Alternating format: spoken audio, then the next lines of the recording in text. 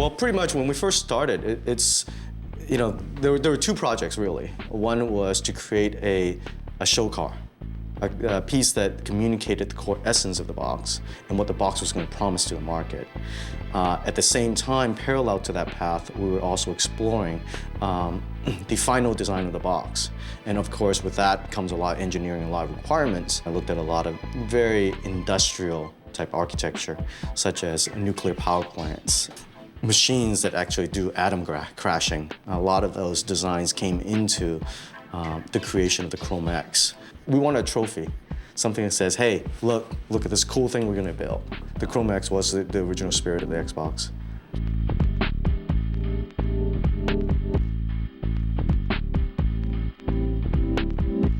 When we start working on the design of the box, we really start with the basic concept of no idea is a bad idea. Went to the copy room, got bundles of 500 sheets of paper, probably 4 or 5 bundles of it. So imagine thousands of sheets of paper, black pen, and a Microsoft proprietary stamp, and lots of food, lots of drinks. We took a lot of magazines. We bought over $1,000 worth of magazines.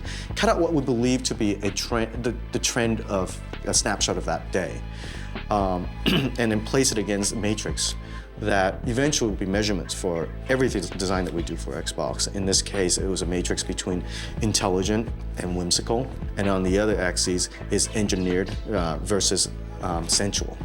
We basically took what we learned from over 5,000 gamers. It really helped us just focus really quickly down to the final design that it needed to be. When you think about a game console, where it lives in your home, it lives in the center of your living room, on the floor. Why is that? We had a usability expert that took us into many gamers' homes around the world. You go into somebody's home, instantly look at and jot down notes as to where does it sit? Where does a game console sit? Does it sit underneath the TV, on the left or right, on top of? That helps us get a lot of really, really kind of non-influence data. We took measure distance between a television to most gamers' posture, where they sit when they play games. It's actually more than 6 feet, which is a traditional game console cord length. It actually is about 9 feet, 10 feet or so. So from that, we derived 3 meters, which is about 9 and a little more than 9 feet of cable for our controller, which really would increase the user experience.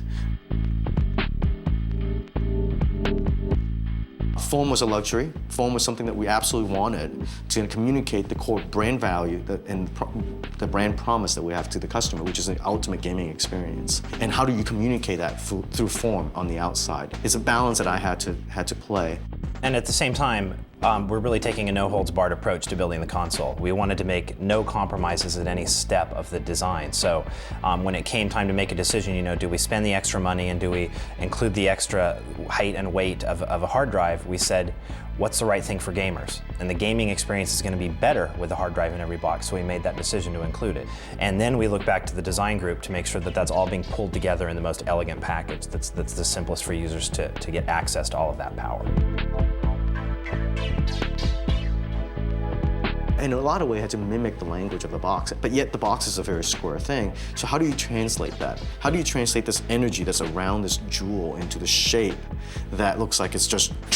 We actually had users in the lab in which we give it to them, they touch it, they go, oh no, this is not high enough, or this is getting in the way. So I'll go, I or somebody else will go down to the shop, shave it off with a piece of sandpaper, come back and say, what do you think about this now?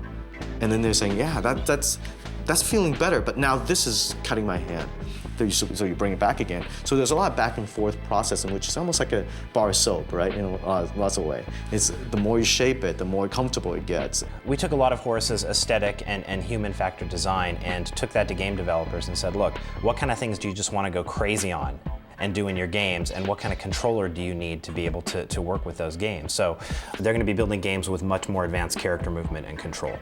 So they needed things like 6 buttons on every single controller. A lot of games wanted to be able to count on advanced vibration. So we went ahead and made sure that every single Xbox controller had advanced vibration capabilities, just because it gives a more real, more immersive gaming experience to every single person that plays a game on Xbox. The true story behind why Xbox is green is because I always carry a marker with me, and I happened to have a green marker in my pocket on the day that I was sketching, and I didn't have any other colors. Even my boss came in and said, "Horace, you gotta see more than just green. You can't just sketch everything in green." Next thing you know, we took it to game developers, showed them controllers, showed them box, and you know, these sketches that I had, and next thing you know, Xbox became green. When a group of us got together, sat down, and talked about what the Dash can be and cannot be, we had the ideas of, you know, this being an ecosystem in a lot of ways. That once you're in it, you're very familiar where you're going, but yet you never get lost. And also having a sense of this kind of, you know, we always talked about Xbox having a certain kind of secret sauce. What would it be if you dive into the secret sauce and seeing the different, you know, different parts of it and different molecules of it? That's a lot of it that came out of that. I think the design actually resonate that quite a bit. It's dripping with the secret sauce, there's no doubt about it. You're really seeing a reflection of what we think is possible with the box in pretty much every aspect of the Dash's design, right? We know that we wanted to make it 3D, we wanted to have a look of complexity but an ease of navigation to it. We knew that we wanted to have a series of animations in it, all of which are very smooth and fluid and guide you through the experience. There was a lot we could do that was beyond what people think of as traditional. Game soundtracks, custom soundtracks, are probably one of the best examples of that. It gives us a great opportunity to allow gamers to put an audio CD into the drive, pick the tracks that they want as part of their custom soundtrack, actually rip that soundtrack to the hard drive, and when they play games, if a game supports custom soundtracks, in the game they'll just say which of their custom soundtracks they want to use, and that music will be playing in the background of the game, which is pretty cool. I definitely think it's about power, and the most important aspect of that power to me is when people buy an Xbox, they take it into their living room and turn the box on, and they're amazed. They can't believe what they're seeing. They didn't think it was possible. They play the game for a few hours and they start calling friends and they're gonna say, "You aren't gonna believe what I just did on this Xbox in my living room." Well, gaming is an escape. It's fantasy. It's like going to the movies, it's shutting the lights out, being able to focus on something, having a story told to them. Well, except this is that times 10. That's what it's really all about.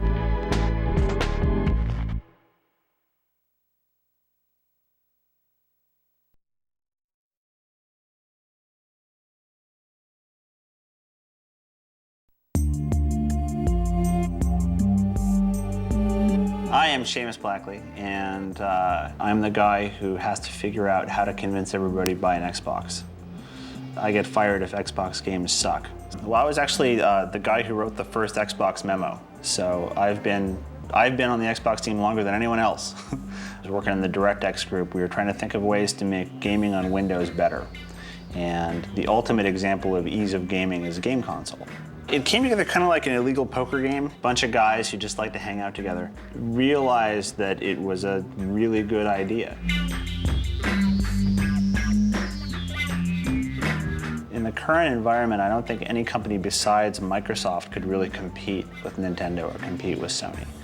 The idea of getting into this arena as a software company, not as a hardware company, not as kind of a toy company, is exciting because it means that the rules can really change for the way that the game industry works. And so I think when we thought about Xbox, at the very beginning, we really thought that we could create an agent of change, that we could create a vehicle that would usher in this new age of video gaming that everybody likes to pontificate about, but in a very real way. The toughest thing about Xbox was not hardware, software technology at all. The technology is easy. The toughest thing about Xbox was getting Microsoft to understand that the game business is an entertainment business. It's not a technology business, and it's not a software business. My favorite quote is, never confuse game development with software development. There's software involved, right? But that's not actually what you're doing. When you think of Xbox, think of it fundamentally as as an asymmetric multiprocessor environment. Think of it as kind of a band. It's like a rock band. You got your drummer and your lead guitar player and your rhythm guitar player and a bass player and a singer. All of these processors in Xbox are totally independent. And that's very special and new in game console architecture. So the graphics processor in Xbox is really good at lighting. It's very good at surface definition. It's very good at things which are not traditional console graphics processor techniques. Is that bad? No, it's great, actually. A great example that I like to give is I'll ask people how many polygons they think the dinosaurs in Jurassic Park had, like the T-Rex model, say, the main close-up T-Rex model in Jurassic Park. The answer is 80,000, which is remarkably low. Well, why is that? Well, it's because to draw something which looks great, you don't add polygons. You add surface detail. You give artists control of what a scale looks like on a dinosaur, of how it glistens. And that's pixel shading. That's vertex shading. And that's what Xbox does. And that's totally unavailable on any other system. So when you see Shrek, you see Halo, you see how great they look, it's because the technology that we put in really enabled the control of the look of a scene to be given to the artists. You know, you want somebody sitting there making this beautiful model and just having Xbox just draw it.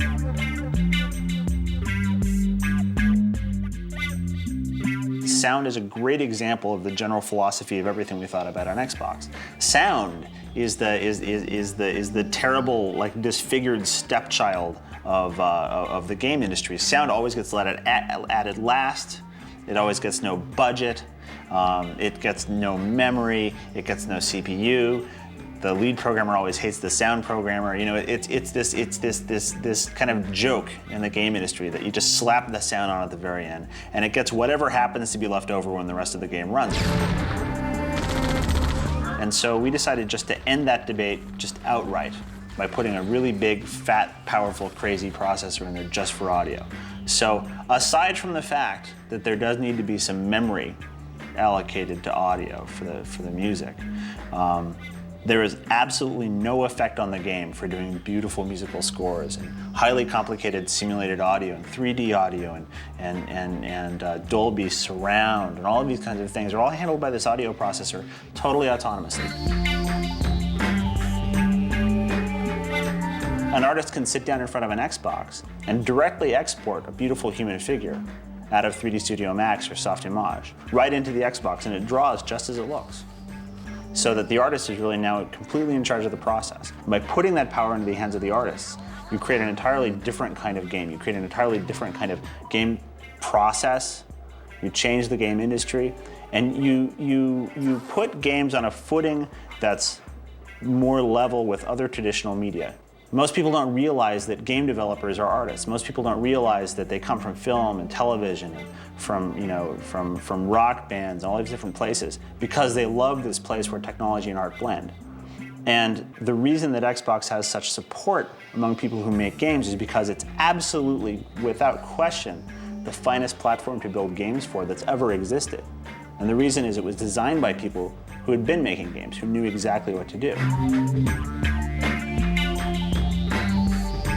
If you look at Shrek, it's shocking. You know, you see things like, whoa, I didn't know that a game could look so much like the movie. You know, I really feel like I'm playing the movie. It's not just, oh, I recognize that character, he looks a little polygonal, but that's pretty good.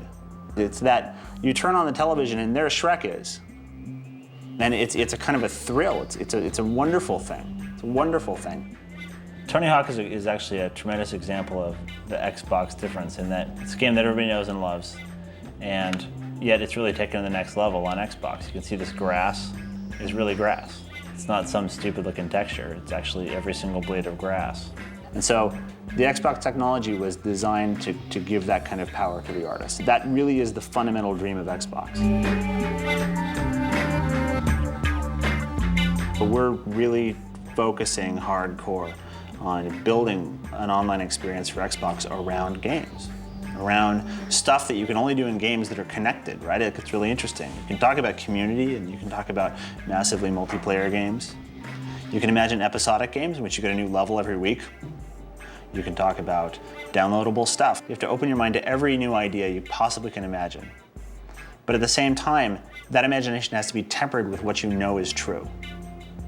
And it's the same kind of imagination that has to go into online. And it's something which really only Microsoft has at this time. We want to really change the experiences you have when you play a game, but at the same time, There's nowhere else on earth where people have as much experience with the reality of broadband adoption, billing, infrastructure issues, like how to frame relays work, all of these different, like, terrifying minutiae that could kill these beautiful ideas dead are understood here. And so the reason I'm incredibly excited about Online for Xbox is partially because of the promise of online, but people have been talking about that for a long time. My excitement stems from the fact that online is going to be real on Xbox. It really is going to happen. And that's incredible.